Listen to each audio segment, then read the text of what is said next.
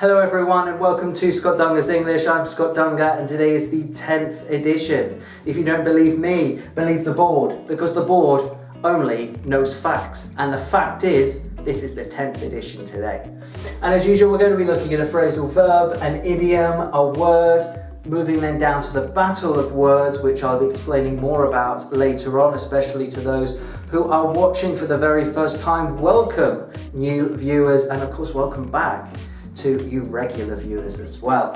And then to the topic of the week, which I'll be giving my opinion on. Now, before looking at all of this, I'd like to say a huge thank you to everyone who has liked, shared, watched and subscribed to the channel so far across all the social media platforms. Your support is greatly appreciated from all around the world. If that is Mexico, if that is in Argentina, if that is just here in the UK, thank you so much, and I hope you all enjoy and learn something new from today's video. Let's begin with our phrasal verb for this edition, which is settle up.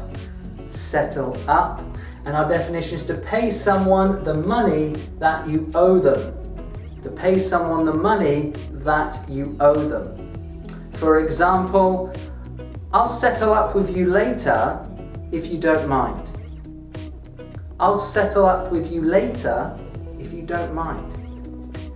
Our phrasal verb for this edition is settle up. Now it's time to look at our idiom, and a quick reminder to those who don't remember what an idiom is. An idiom is a fixed expression that we have in the English language that is metaphorical, not literal. And our idiom here is I could eat a horse. I could eat a horse. And our definition is to be extremely hungry. To be extremely hungry. I haven't eaten since breakfast. I could eat a horse. I haven't eaten since breakfast. I could eat a horse. Our idiom for this edition is I could eat a horse. Let's now look at our word for this edition, which is leak. Leak, and as you can see, it's a verb and noun. And our definition is an accidental hole that allows fluid or liquid to enter or escape. An accidental hole that allows liquid or fluid to enter or escape. I can't believe that the tap is leaking. I can't believe that the tap is leaking. Our word for this edition is leak. That's right, people, get your hands up. It's battle of words time, and I know that some of you watching for the very first time must be thinking, why did this guy just put his hands up in the air and say it's battle of words time? Well, I'll tell you. The battle of words is when we get our arms up, because we're about to go into battle. We're about to look at some words in the English language that are similar but not the same. And the two words we're going to have a look at are weather and climate. Weather and climate. And we're going to start with weather, and we have is the conditions in the air or the atmospheric state at a particular place and point in time. Weather involves short-term atmospheric changes. I'll read that to you again. So we have is the conditions in the air or the atmospheric state at a particular place and point in time. Weather involves short-term atmospheric changes. For example, the weather affected today's cricket match. The weather affected today's cricket match. The second one we have here is climate. And we have is the expected trend or outlook for weather patterns in a particular area, most often averaged over 30 years.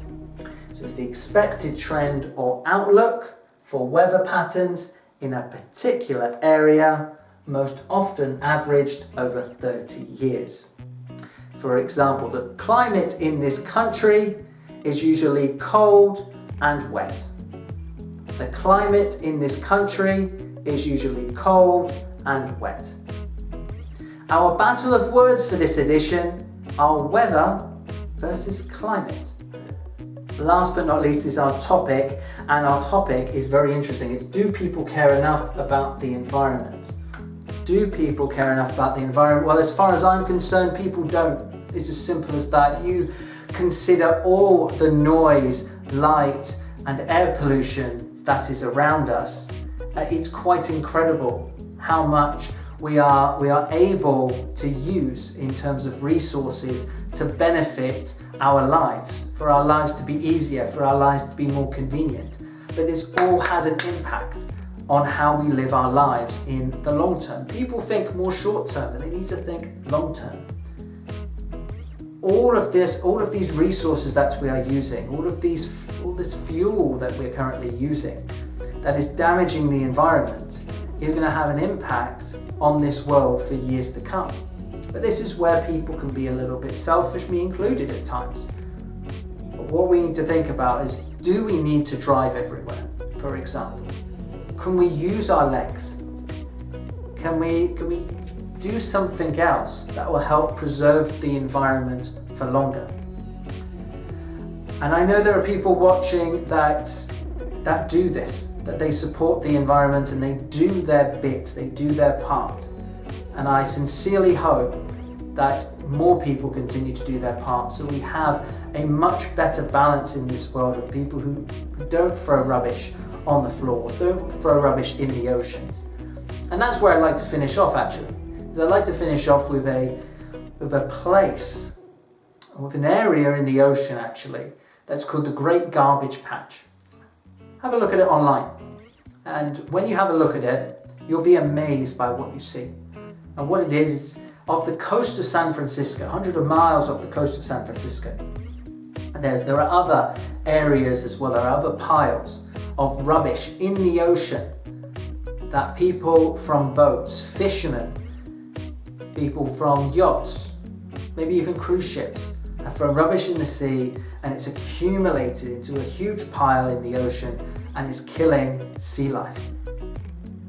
It's frustrating, it's infuriating, but worst of all, it's avoidable.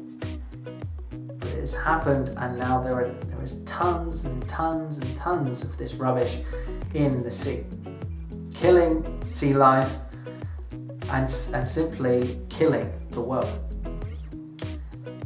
These are individuals that I'm speaking of that do this, that don't care enough. But there are people out there that do care and do their part.